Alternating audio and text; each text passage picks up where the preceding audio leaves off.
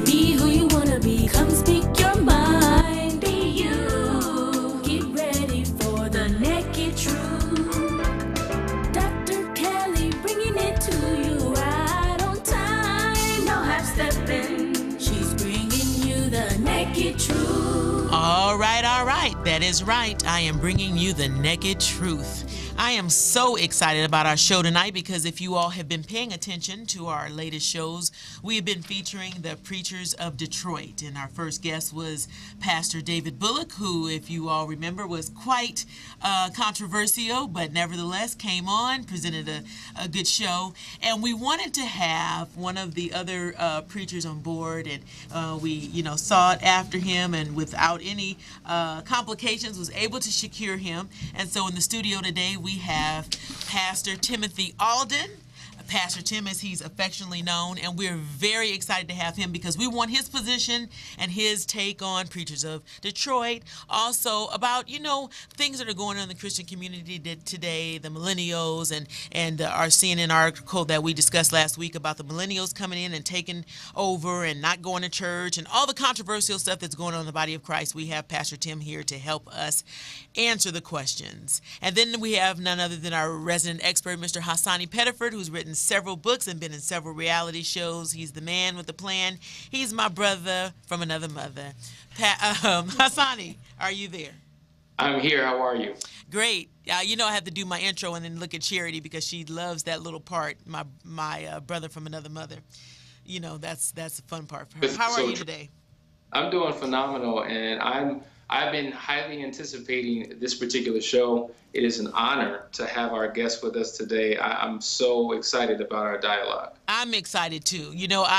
Pastor Tim and I go way back from when we worked in the telecommunications industry way back, and he was doing his thing, I was doing my thing, and we didn't have a lot of time to spend with each other. But I've watched his spiritual life over time and seen his consistency and have heard great things about him and his church.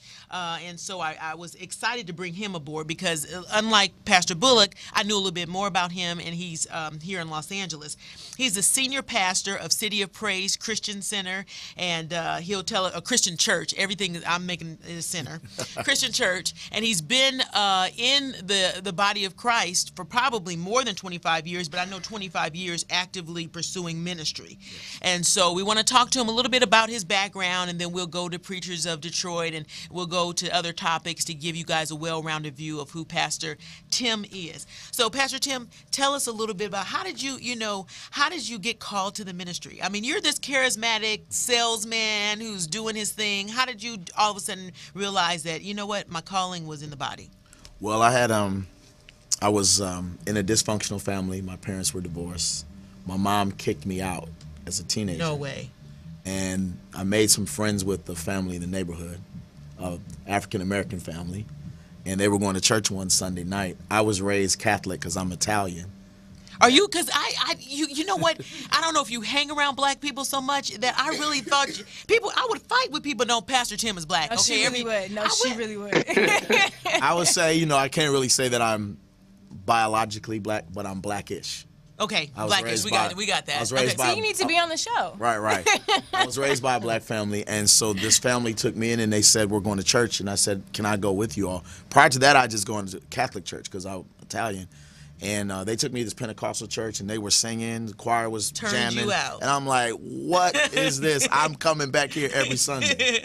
And so about a year after that, I had got filled with the Holy Spirit in church, and I got called to the ministry right after that. And what age was that? 16. 16. And this was in Detroit? This was in Pontiac, which is just outside of Detroit, just a suburb of Detroit, yeah. Okay. So, wow. So, okay, I can't argue anymore. Now, I can argue that he's blackish, but I can't argue that he was born black. I was like, he's Creole. Come on, you guys, stop it. So great. So then your experience, and for you go from a Catholic background to a Pentecostal, I mean, those are very different backgrounds. This was the foot stomping, hand clapping, no makeup. Rolling on the floor. I mean, this was radical. And it didn't scare you? It did not scare me. This is the crazy thing, because most people get scared. Didn't scare me one bit. I walked in, I was like, now this is what I've been looking for my whole life. because I always wanted to be in church, but I felt like it's boring. In our Catholic church, I don't understand anything that's going on, and all I know is I dip in the holy water and do the sign of the cross, and then I'm out. But this was like a life-changing moment. Like, that was the most significant moment of my life. I still remember this was when I was 16, and I just turned 51, so it was some time ago. And you don't even look it. It's just not fair. When you're in Christ, I mean, when you're in Christ, He just preserves. I was telling somebody, he's 51. Yeah, but I still remember the song the choir sung, "He'll Open Doors." I still remember that to this day, because that was my most significant moment, because I found my niche, I found my tribe, I found my people, I found my calling, I found my purpose. Oh, that is awesome. So what was it about you growing up until 16 that was so challenging? That were you wilding out? I mean, why did your parents kick you out? Crazy thing was, I was not a wild kid. I've never partied, I've never smoked, never drank. Obviously, you all know I'm a virgin, and I am proud of it. I'm still a virgin. And me too, yeah, so we're right? both so okay. I'm with you. Yeah. And so we out here, y'all. Yes. But I didn't do all that. But my parents divorced when I was 10, and my mom had like live-in boyfriends, and she would get high and all that, and that never set well with me. And my mom knew that. So actually, my presence in the home convicted her, and it made her angry. So her and her boyfriend beat me up. I mean, I went through a lot of abuse. And it's crazy that the white family that birthed me rejected me. The white people in the neighborhood rejected me. The only people that accepted me and embraced me were people of color. And you stayed with this family the whole way through? Yeah, well, I lived with different church families. Okay. At that church that they brought me to throughout my teenage years and my young adult years. And then I ended up getting really close to my pastor and his wife in Detroit, who were on the show with me, my family. And we became really bonded and really close as a family, and still to this day my nieces and nephews, they don't know why their uncle is so much lighter than them, but all they know is that's their uncle. That's right. That's right. Yeah. Oh, that's God. Isn't that amazing? It's awesome. So you have a lot of, you're sensitive to a lot of different people because of the way you grew up and all that. So that's great. Okay, so Hassani, I know you have a question, so I'm going to let you chime in, because I can keep going with Pastor Tim, but we'll all get a part. When you think about the body of Christ, you have many ministers who have different types of ministries, and oftentimes their passion, their ministry is shaped by their experiences. So being that you have such a strong ministry that deals with abstinence and sexual purity, what was it that took place in your childhood that created such a passion and a desire for you to really take this message all around the world? Well, because this experience I had was so new, when I came to this church at 16 and I felt the presence of God so strong, I just wanted to be a sponge, and I wanted to take in everything. All the scriptures, when the scripture says, flee fornication, when it talks about sexual sin, your body is not for fornication, I took all that to heart, even though a lot of the other young people in my church weren't abstinent. Right. I really felt the call to the ministry was so important. Now, later on, I was mentored by a lady by the name of Nakid Garth. I know Nakid. Yeah, very well. We went to USC together. Yeah, Miss Black California, and she had a big. She was leading the abstinence movement, so she mentored me, because up to that time I didn't realize how significant it was that I was still a virgin. She was serious. Oh, 1 out of 4 teenagers have an STD. She taught us that. She gave us all the facts and statistics, and I said, but I have to tell you, it was the hand of God, Hassani, because I tell young people everywhere I go, I'm not a virgin because I've never had the opportunity to have sex. Right. I'm also not a virgin because I never wanted to have sex. I'm not the ugliest man out there, so it was possible. But I realized the hand of God really kept me, because now this is a major issue with our youth and young adults. And I can tell you, when I walk in, doesn't matter where I go, I've gone to Compton with this message, I've gone to South Africa with this message, I've gone into schools, secular schools, public schools, and the jaws of the young people drop when I tell them. Because they know the phony from the real, and when I tell them I'm a virgin, I've never had sex, never had a kiss, they believe it, and they're impacted by it. I just went to Culver City High School last month and spoke to some high school kids there, and we got to the point where we did Q&A, and I said, oh, they about to let me have it now. And the first thing these kids said when they raised their hand before they asked the question, they said, first of all, we want to thank you for being real. We have such a crisis right now for leadership.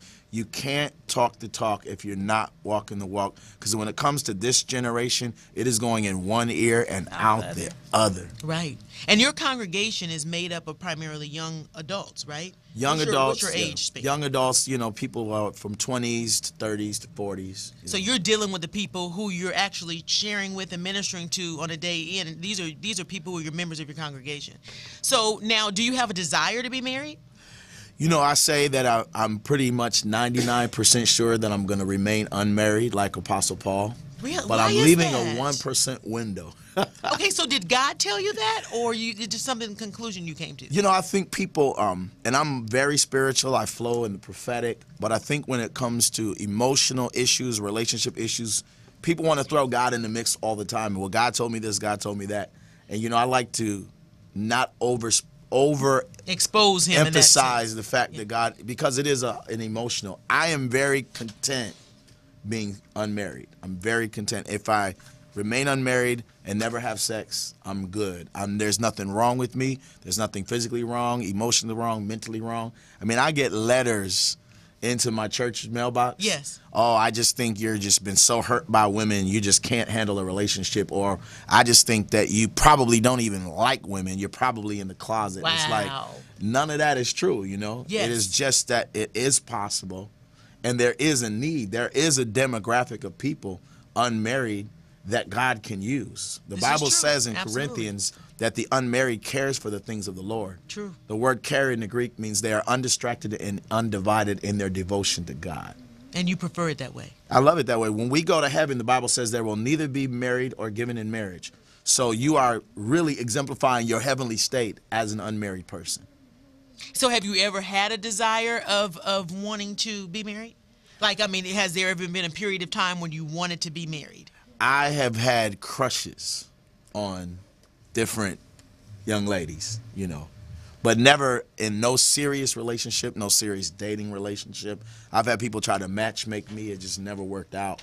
And so So you believe that's just the way it's going to be? I just kept the main thing. And right now I'm not sitting here like, oh, I'm so miserable as an unmarried. You're content. I'm so miserable single. I just need somebody. So many people, when you're that desperate, you're bound to make a bad decision. That's true. That's true. Hassani? Can you hear me okay? Yes. Okay. It's interesting because for years prior to getting married, my main ministry was it mirrored yours. Okay. Wow. And once I got married, I almost lost my effectiveness with singles because they're like, well, you're married now. You have someone to keep you warm in bed at night. You're no longer effective for us. Right? So my question is, your desire to be single, is it in alignment with the purpose that God put on your life in terms of your ministry, or is it completely separate from that? I think it's both, and I want to speak to the point where you said, people say you can't relate to us now that you're married, and I think that is a farce. I think that's such a deception because people have told me, well, how are you going to be a pastor and not be married and you got marriages? I have counseled marriages straight from the brink of divorce. A good friend of mine, Israel Houghton. Yes. He renewed the vows for his wife 16 years, a couple years ago, and he asked me to do the ceremony. And I'm like, wow. And so I didn't quite know, renewing vows. Should I go to the handbook, the minister handbook? What do you exactly I just prayed, and I just put something together and prayed about their marriage and what God wanted me to say to them. His wife took me to the side and said, don't you ever let anybody tell you that because you're unmarried, you can't speak to marriages. You've spoken to our marriage things you didn't even know about. And God has given you such a revelation. Marriage is a spiritual idea. The physical aspect or the civil aspects of marriage in our culture says that this is the physical demonstration of the spiritual truth. That is, we are married to Christ. Right. We're married to God. The church and Christ is this bridegroom relationship. Mm-hmm. So the marriage is a physical expression, but some of the most prolific teachings on marriage came from Paul, who was unmarried. Wow. So there you go. Well, there you go. Cherry or Anthony, you want to chime in? Well, I just have to, I think, agree in terms of knowing that, I think having the hand on your life to remain abstinence is part of the call. And I think even in the same thing as, going through college and people say, how are you, 24, almost 25, and you haven't had sex? And I said, I think at a young age, I realized that it's bigger than me. I didn't really know what it was, because at that time you may not know, but I think just knowing that it was bigger than me and saying, I am okay with not entertaining my desires for the bigger call. And like you said, it's the biggest reflection of the control you have and Right. God has over you. Right. And a lot of people don't realize when you can be content with where you are, Right. that's showing a lot of not only love for God, but your commitment for God and his ability to transform you. Right. And a lot of people, it's easy to have sex, like you said. I mean, you can have sex any moment of the day. I mean, that's not a hard task. So when you talk about seeing maturity and seeing development in people, that's one of the signs Right. that you're able to deny yourself. Right. And what are the consequences? And this is what the education aspect of this, the abstinence movement. No one is born a loser, but everybody's born a chooser. So we all have a set of choices. We're different than animals. Animals strictly operate by instinct. Yes. They feel it, they do it. We feel things, but we don't always act on them because we have a moral conscience that can say, let me think about this. Right. It feels good, but is it good? Is it going to be good? And what are the consequences? I just got to commend Charity. Like, anybody can hook up and have sex, and it can be glorified in the media. Yes. Kim Kardashian just released a selfie book. I mean, this is Yeah. this mess is Naked glorified as if selfies. this is great. But who says these are the consequences? Who says what celebrity out there has herpes but isn't telling nobody? Right. Because then I got to come and say, oh, guess what? I got herpes. Right. Right. And it's the Right. gift that keeps on giving, because once you get it, you can't You get keep rid of passing it on. So Right. I tell young people, do you want herpes? Do you want genital warts that look like formations of broccoli and cauliflower that have to be Oh, burned out with a shoot. laser? Do you want that? Right. And the lie in Truth's Clothing is, well, just put a condom on. That's safe. The packaging doesn't say it's safe. So I'm not even going to try to get you to read the Bible yet. I'm just going to get you to read the label. The label. The label says this reduces the risk. Yes. It doesn't say it prevents Yeah. anything. Right. Yes. That's good. Hassani? It's quite interesting. What makes your ministry so powerful is that you're a male who's abstinent. So my Yes. question would be, what impact are you having on men in the church who either used to have sex and now, or are currently having sex but making the transition to stopping, or those young men, because we are still seeing a rise of young men who are living abstinent, but they're hiding it. It's almost like shameful, and they're not as bold as, say, you are with your ministry. What impact are you having with the men? Well, I'm mentoring a lot of young men. I have a lot of godsons all over the world, South Africa. Especially, I go to South Africa. I've been 3 times, and I plan on going I at love least Africa. 3 times a year. It's amazing. But I have young people there. So you're right, young men. I've had young men come to me in public schools and say, thank you for being so bold, because I was really ashamed that I'm a virgin, but I'm not anymore, So I think it's a message that equally registers Yes. with young men and young women. I haven't gotten more of a woman response. I've gotten both the male, because I really believe this generation, this message resonates with them. Yes. They come to me with tears in their eyes. Some of these teenagers lost their virginity because they were molested. That's sad. So they're dealing with so much guilt, Or shame, the and peer pressure, Right. things that they didn't really consciously number decide. one reason why teens and Psychology Today, I believe, had an article that said number one reason why teens have sex is not because of their hormones, it's because of the pressure. It's like you're not Yes. cool. And Very to true. be 51, okay, so let's say I'm in my 40s, you're 51, and still being a virgin, you have to deal with, there's a whole stigma with that. There is. There's a whole stigma with that, because after you go a certain point, then it's like, oh, come on now. Like, come on. Like, well, now what's really going on? Something's wrong with you. Yeah. Something is wrong, and I've had every vile, nasty accusation thrown at me with no evidence to prove it. Just he's this, he's that. And I say, it's amazing that y'all want to accuse me of being everything, as if a man that has been married or is married, or a man that sleeps with a woman can't be. How many men Can't are be there those. that sleep with women, that are married with women, that are, sleeping with men too? Are you on the down low? So because Right, yeah. I'm not active sexually, you think that means I'm gay. That's the stupidest reasoning and logic I've ever heard And in my thank life. God you can think it through and you got the mind of Christ and you have wisdom, because if not, you could be swayed by this, type of information that's going, being thrown at you. So now, did you want to ever have kids? I mean, did you want kids? I have 14 nieces and nephews in Detroit. He is set. He said that's enough. And I have godchildren like All over Chicago, LA. Like, I literally have to keep a log because I really take that really serious, because I have a lot of, of course, in my church. And this is another epidemic of this whole, sexual revolution took place in the 60s, that we have a breakdown of the family. And I believe the breakdown of the family, Bullock, one of my castmates on the show, was challenging me on, so the virgin's answer is nobody have sex, but we got to feed, we got to, get people fed and get people out of poverty. But the breakdown of the family is the leading cause of poverty. Ooh. And so when you got people, so I have a lot of, moms that are raising sons on their own, so. And if they had just made better choices, they wouldn't have been in that situation. So now what do we do to counteract that? You know what I mean? Those young men need examples. They need role models, and they need to know people care. So when it comes to kids, there's no absence of, in my life, as far as mentoring the next generation. Matter of fact, some of the most powerful relationships in the Bible in terms of parent and father were not biological. They were surrogate. Give us an example. Paul and Timothy had a surrogate relationship. That's true. Elijah and Elisha had a surrogate relationship. Jesus and Joseph had a surrogate relationship. Wow. That's incredible. Yeah. Now, that's something to preach. Have you preached that before? Oh, yeah, all the time. Okay, all right. So now you're on so now before we get into Preachers of Detroit, because you mentioned Pastor Bullock, so we have to definitely touch on that. But what are you doing next? Are you going to be speaking somewhere soon, or?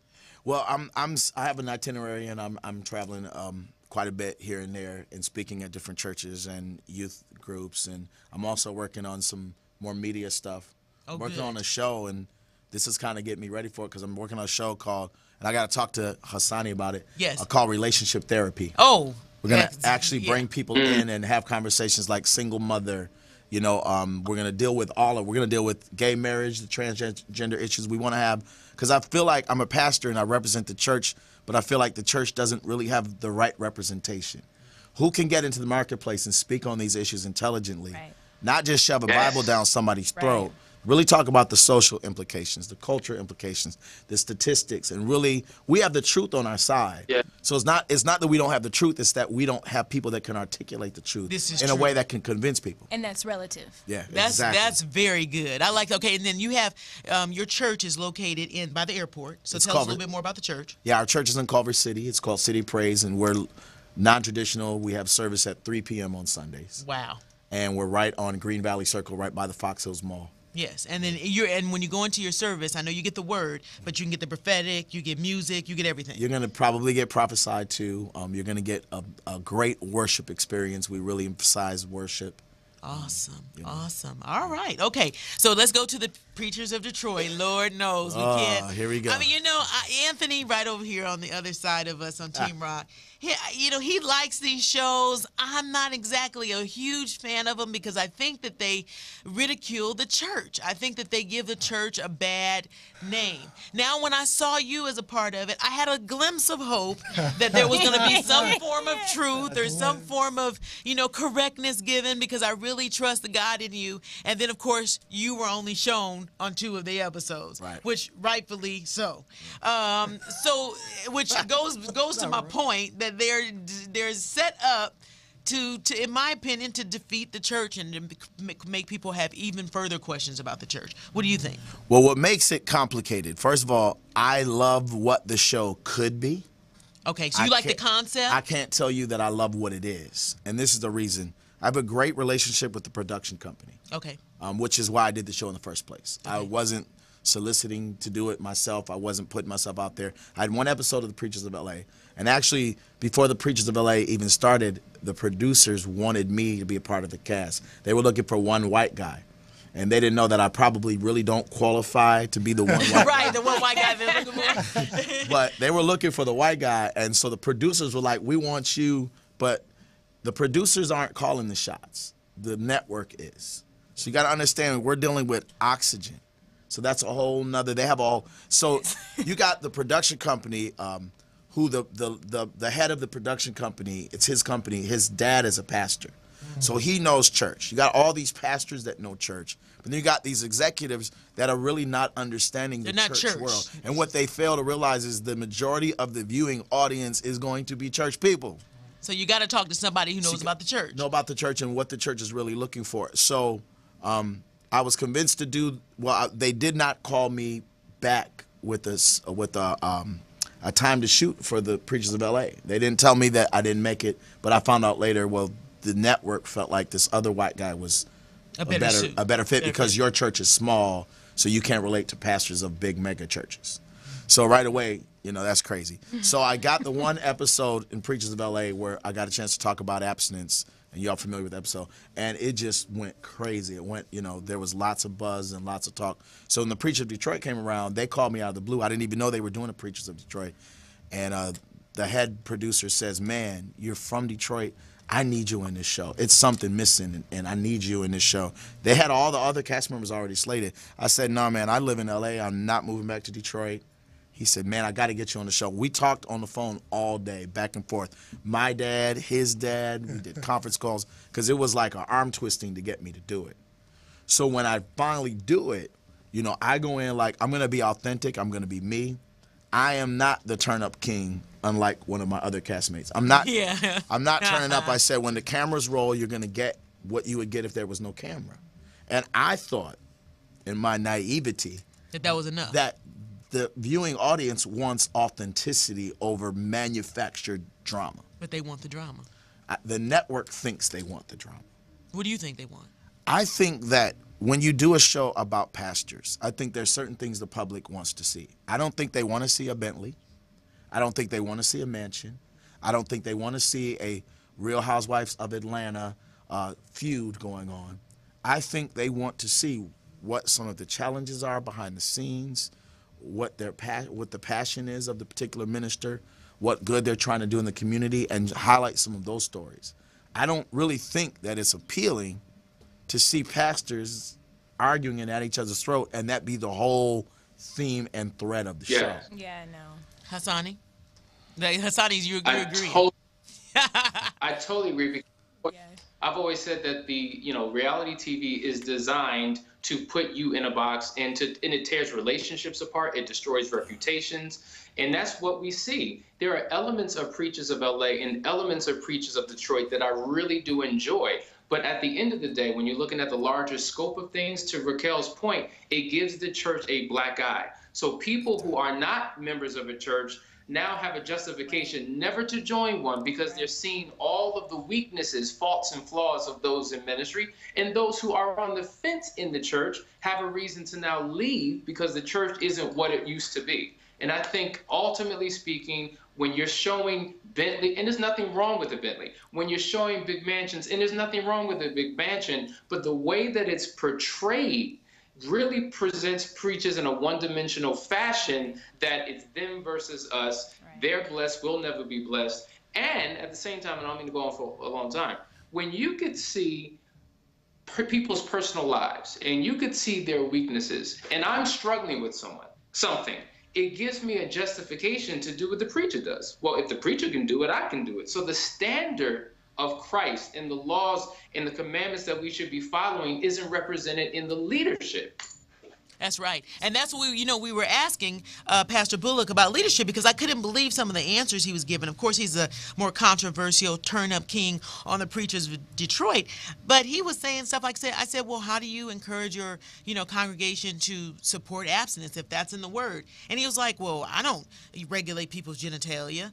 And I'm thinking, well, then why does God have you there? What does he need you there for? Does he just skip those scriptures? Yeah, I mean, yes. It's just not preached from 1 Corinthians 6. Right. Flee fornication. Be selective about and then I asked him, I said, well, what are you doing? I'm thinking, what is he doing in his personal life? And he was more or less like, I'm trying, basically I'm fleeing the best way I can, but I'm not saying I'm perfect. Well, if you're the best example, what does God have? That's what Hassani is saying is so true. We need standard bearers. And one of the reasons why I did the show, and I'm so grateful that I really prayed about it, because I was going to stay away from it altogether. And of course, I had a lot of people telling me to do that. But I prayed about it, and the Lord told me, and just what you all have both said here, you said you got a glimmer of hope. The Lord said, if you stay out of it, then that's all they're going to see. And then I said, well, they just want a little. They're not even putting me in it that much. He said, if you're gonna be salt and light, all it takes to change the flavor of everything is a little sprinkle. Just a little That's sprinkle. right. Oh, that is And the awesome. impact of that, I work out with friend of mine. I work out at 24 Hour Fitness in North Hollywood, and a friend of mine that I work out with who's unchurched, who I'm witnessing to, and he knew I was going to be on the show, so he watched it because of me. And then I told him, I said, yeah, man, I'm disappointed. We got all this great footage. They didn't show it. He said, can I tell you something, Tim? I said, what? He said, I'm glad they didn't show you. He said, now he's unchurched. He says, I watched that show, and those people are a bunch of egotistical blankety blanks. Whoa. And you don't fit. That's what he told. I'm just telling you what he told me. Real McCoy. Yeah. And so my question to him was, which my question would be to you is, I mean, aren't you more accountable as a leader, as a pastor, to your people and to God's people? Absolutely. You have to lead by example. Paul did not tell the people to follow Jesus. Paul told the people to follow me as I follow Christ.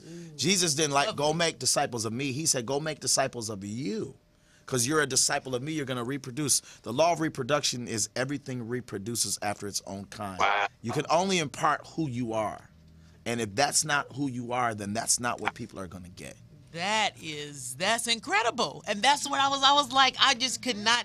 And Pastor Bullock, he was wonderful for coming on. We enjoyed having him on, and Hassani, made sure that we were able to have that experience. But that connection for me was difficult, because I'm looking for people who represent Christ and are willing to, even if they look bad or people judge them, they're willing to stand by the word. And I just felt that in that situation, the sensation was more important than the truth, and people's lives are at stake. So I appreciate you for for taking the stance that you did, especially publicly, because it's not easy to be on nationwide TV and to take that stance. Charity? Yeah, and I think, too, it goes back to, especially as leaders, the hypocrisy. And in this generation, they can read through fakeness quickly. And so if you're saying one thing and you're saying, I'm a Christian, I do this, but yet your life doesn't mimic it, it doesn't help the situation. We're already in a difficult time in trying to get millennials and trying to get, younger generations in. And so if you're not being fake and real, it's like, okay, come on now, really? You're going to tell me one thing but live a completely different way. I can't get with it. Right. And if you don't look different than me, then why do I need to come in? Right. I'm already smoking and smoking cigars and having sex. Right. So I don't need to come into church to do it. And what she's saying is so important, and this is where my heart really is if you are not real, you're taking hope away from a generation. It does not matter what they're doing. If they're partying and wilding out, if they can say, when I'm ready, I know I can go somewhere and I can get help. Yeah, I'm clowning right now, but I need to know that there's something real out there when I'm done. Right. Because I know this stint for me is only temporary. Yes. I know I can't keep going this way. And I believe, Charity, that's the cry of your generation right now. Yes. I'm messing up right now, but I know I can't keep going this way. So please let me know that there's some hope when I'm ready. And there's someone there. There's someone there that's real. And I have lots of friends right now that I've spent time prayed, and they're not living for God. But they know if they need a real prayer through, they will call me and I will pick up the phone. So we cannot take hope away from a generation. They are tired, and even like our political climate shows that right now. We have the Clinton or maybe the Bush. And the millennials are saying, hold up, we had them already. We had them. Let's not have no dynasty. Let's not have repetitive cycles of the same type of leadership. And I think the church, that same reformations is taking place. Yes. The millennials are saying there's a high percentage of millennials that won't go to church. And that was a CNN article we just did last week. I mean, it came out saying they're leaving in the droves. And we came up with one of the solutions was relationships, that they need to be able to count on their pastors. They need to be able to count on their mentors in the church to be there for them, irregardless and unconditionally. Yep. And so when these relationships are reinforced, then you'll find them more comfortable to plant their hearts and their issues and everything to be healed. So I was right in line with that. Hassani.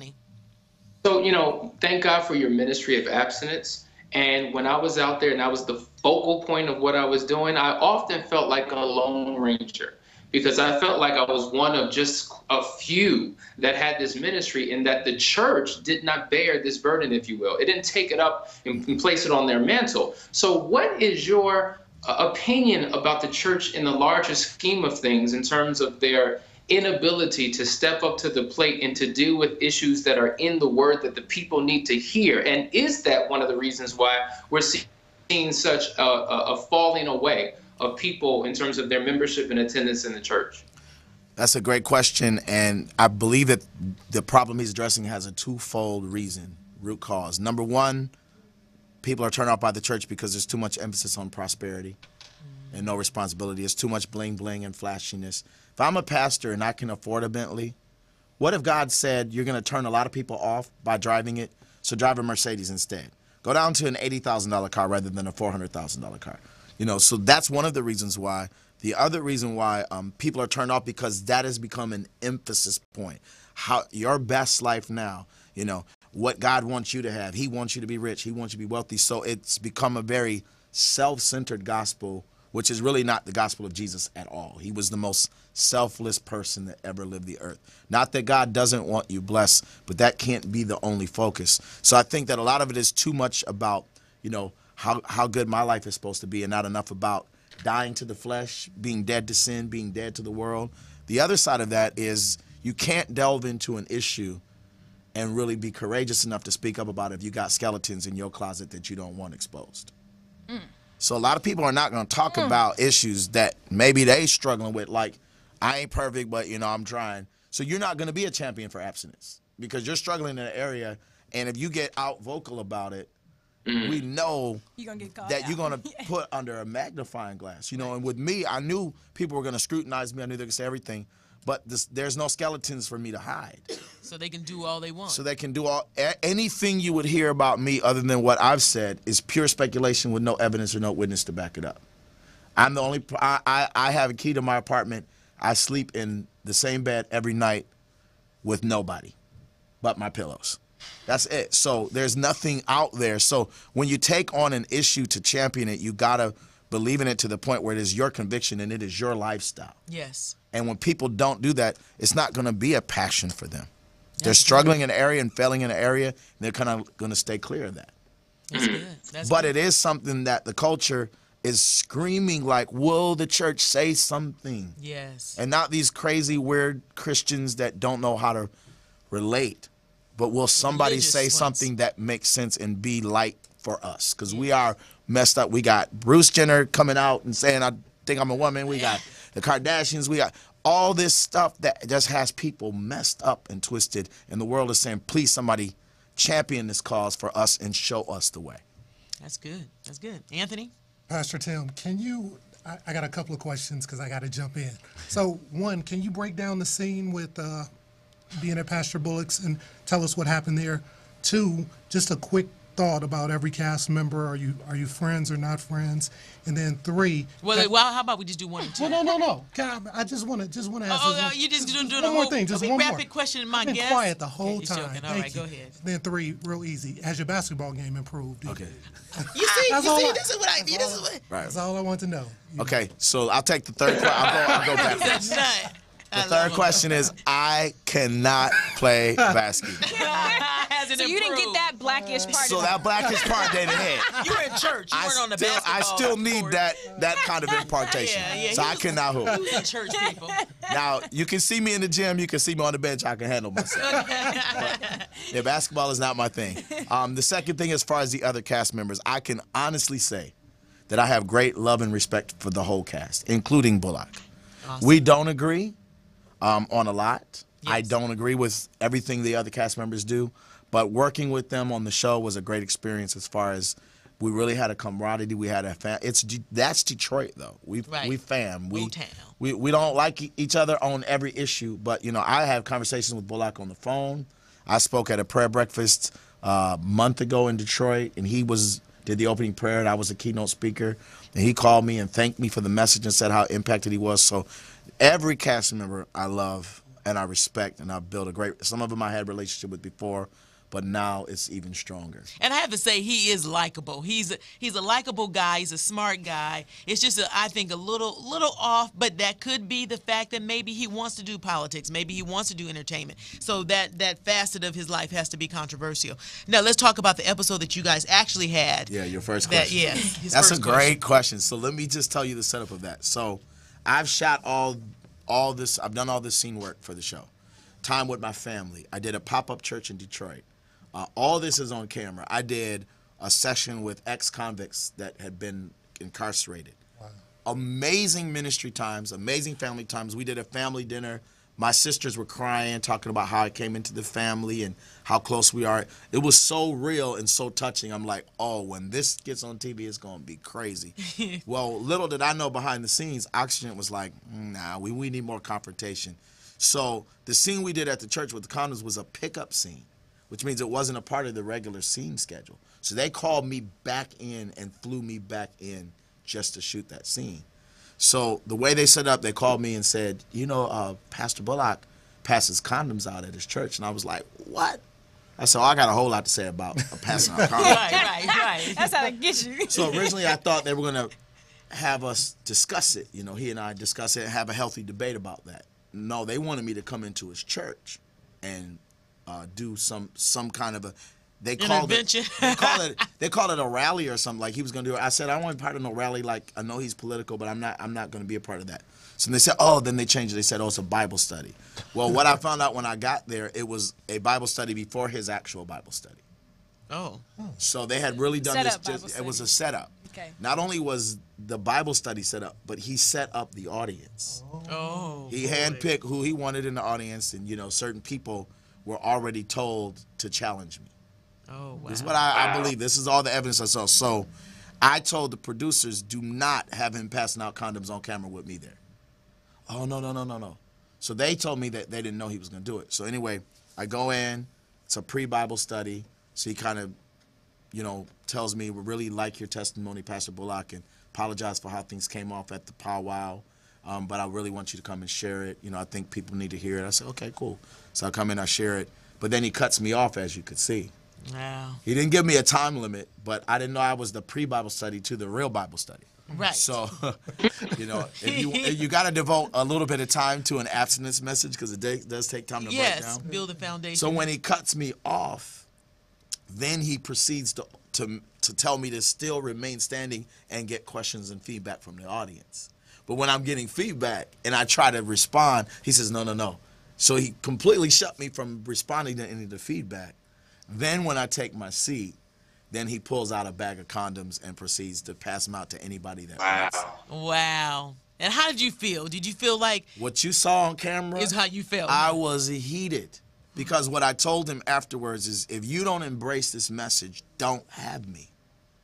People want this message. All over the world I go, you should just go anywhere. I said, well, Jesus said, if they don't receive you, shake the dust off your feet and keep it moving. He said, don't cast your pearls before swine.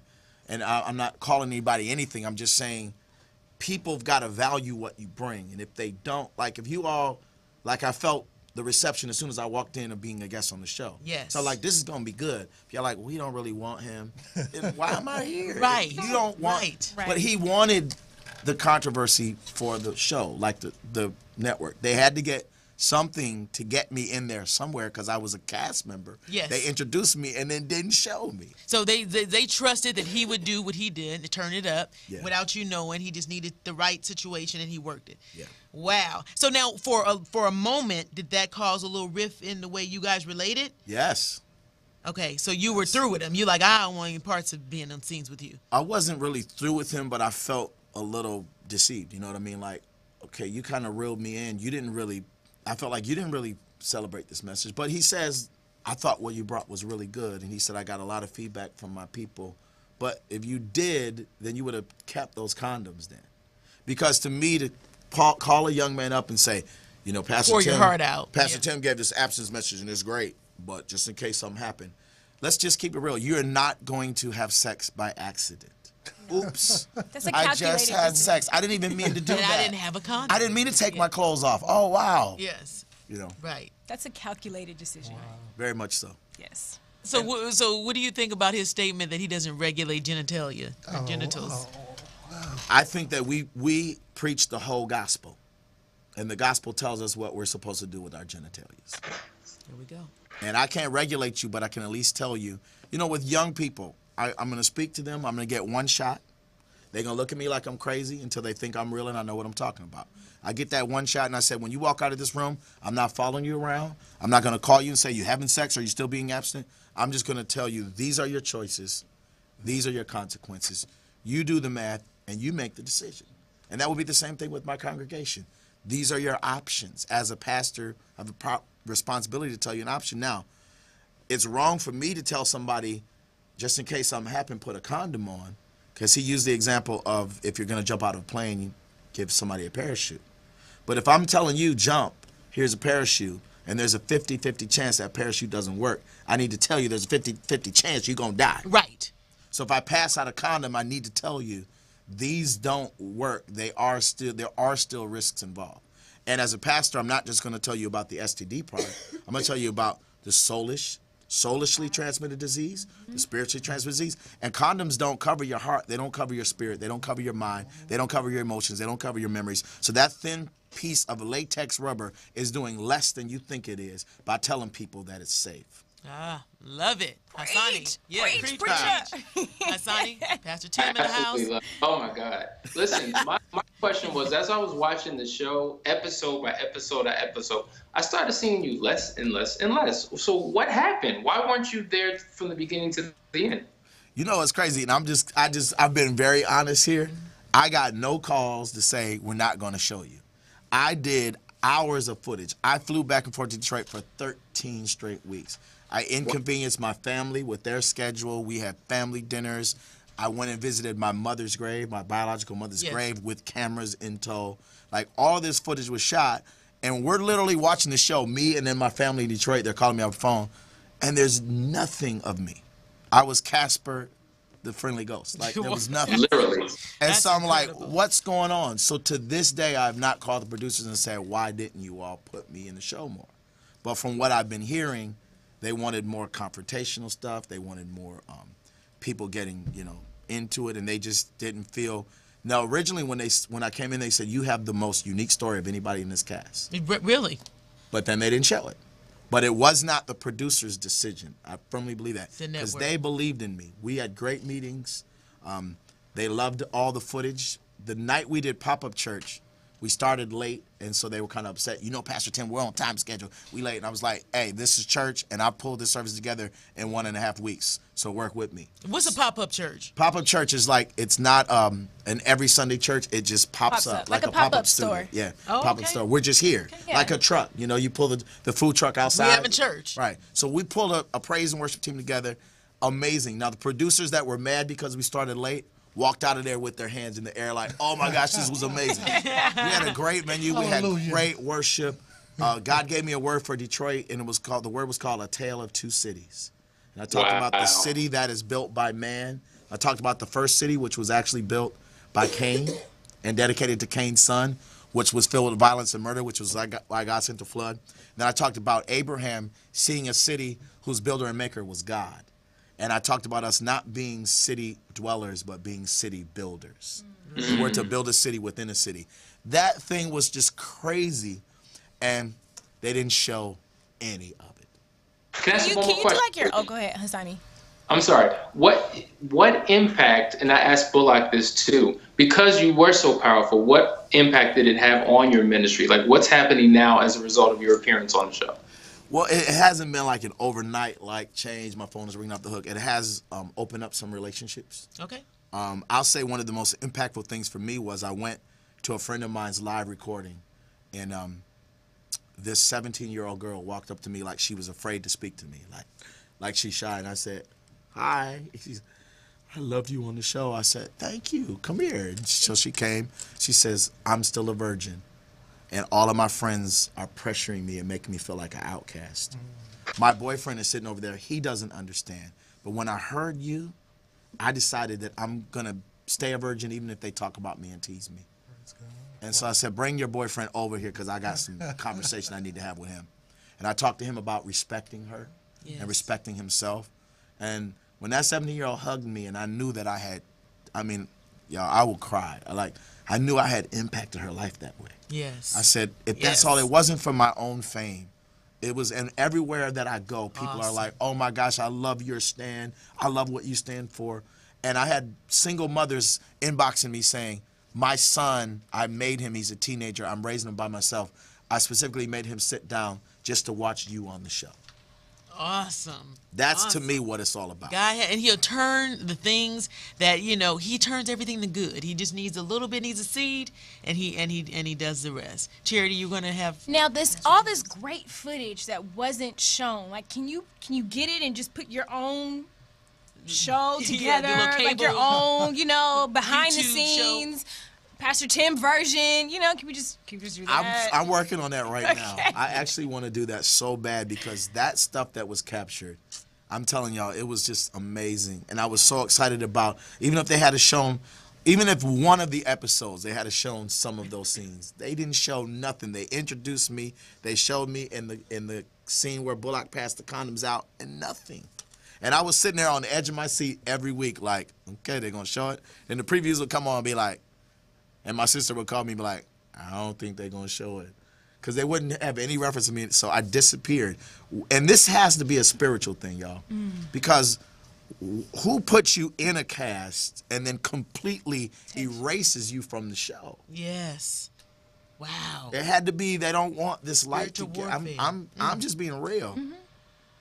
But I believe there's other avenues that God is going to give us to get that out because there's, as much as these media people think they know what the public wants, we know what the public needs. There we go. And sometimes you got to give people what they need because what they really want is what they need. They just don't know it. And it's interesting because there's other shows that have come about, and most of the shows on a spiritual tip are not doing what I would think God would have them do. I don't know any. I mean, I really don't know any. I mean, you have the shows, with the dating, the two pastors are trying to hook people up, and I'm like, really? Okay. And then you have the preacher's daughters. I'm like, y'all are really giving us a bad name. So I don't know what y'all are doing. So I can't name one. It's really sad. It's really sad. Anthony? Pastor Tim, there was another scene you were in that we haven't talked about yet. The song, My City. So you got to work with Dietrich, and I do love that song. He loves that song, I think it's a great song myself, but you got to work with just so many different artists. How'd you feel making that? I had a lot of fun. Now, I sing, but I didn't get to sing on that. Okay, you do sing. Yeah, I do sing. I lead worship at my church. Yes, and so, you do. So I didn't really get a chance to get into the musical aspects of it, but we were at the studio all day, and we just were hanging out. We just had a great time. And I mentioned what a great relationship I have with the cast and the families of the cast. Right. Like, the families of the cast are so cool. And tell y'all, shout out to Dorinda Clark, okay. She is, cool. What you see is what you get. I would She's think she would be such the a next cool sweetheart. person there. Yeah, and Karen Clark is there, Dorinda is there. I mean, Dietrich is there. It was a lot of fun being involved in that. Yeah. Right. That's awesome. That's awesome. So you said Israel Houghton and you are good friends. Is there a network of people that you keep in your circle that keep you lifted up and encouraged, and you would say are your brothers or fathers in the ministry? Yeah, I've been so blessed. My birthday was the day before yesterday. Yes, happy belated Thank birthday. Happy belated birthday. Thank you. Happy birthday. And I feel like one of the things that I'm so grateful for is all this kid that gets kicked out by his family and rejected. I have met so many amazing people all over the world that I call family. So I'm a part of Apostle John Eckhart's Impact Network. Oh yeah, John Eckhart. He's a prophet as well. He right? is an awesome man. Like, Yes. I have and of course I got his okay before I did the show. Oh, awesome. He was like, you need to be on there. They need some deliverance on there. Ooh, lovely. So I was on there with his approval, and I'm a part of his network, which is a worldwide network. I have a great apostle friend in South Africa that I go to every year. Okay. So I've got, like, I think one of the things, and I'm sure Hassani will agree, is that when you are unmarried, there are more relationships than just the person you're trying to hook up with. That's true. I have a healthy network of brothers, sisters, singles, marrieds, a healthy network of relationships, because whenever you're focused on one relationship to be the meet-all, that's when you're falling into the trap of the devil. That's so I have true. so many people I'm accountable to, I speak to, other pastor friends all over the country. That's awesome. It's a blessing. That is awesome. And we're excited. I think we need to come and attend a service and you know get Love to have you. I mean your praise and worship, and I've seen some of your stuff. I mean you get radical. Oh, yeah. You're like the what's the gentleman who's real radical who's coming to church and fig with him. It's Ty Tribbett. Yeah, Ty Tribbett. yeah. You A have lot like that that, yeah. excitement. I mean, you could dance. You'll be jumping around, and the young adults. It's a freedom that Oh, yeah. they experience. They with love that. it. Yes. They love it. The kids love it. The kids are worshiping. It's freedom. Yeah. It's freedom. Yes. Now, do you counsel? Yes. Okay, I mean, are you open? Do you have counseling hours, or if anybody's interested in you counseling them, maybe about their sexuality or maybe about anything, how would they reach you? I would love to. They can reach me. They can. Our website has all the contact. LACityofPraise.com. Okay. My Twitter is at Pastor Timothy J. Okay. My Facebook is Pastor Timothy Alden. They can inbox me. They can tweet me. They can send an email. LACityofPraise@gmail.com, which is on the website. And I have office hours that I have, and I love to help people. That's what I'm here to do.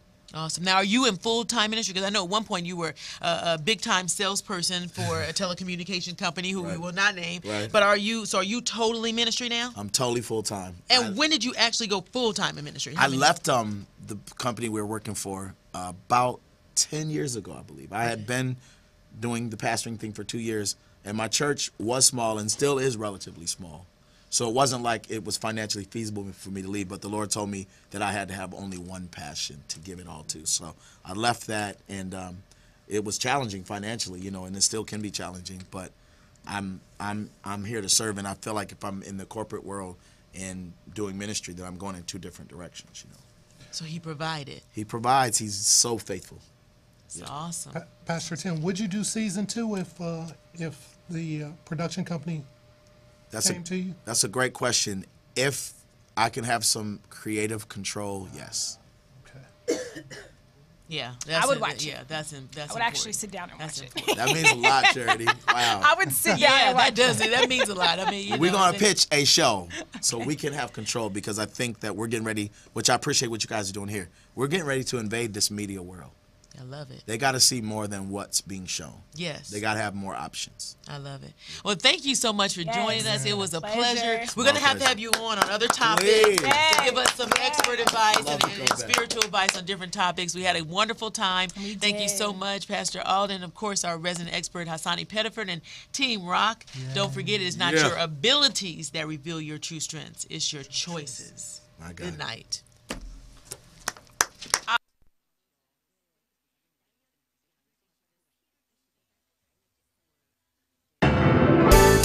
You can say what you wanna say, be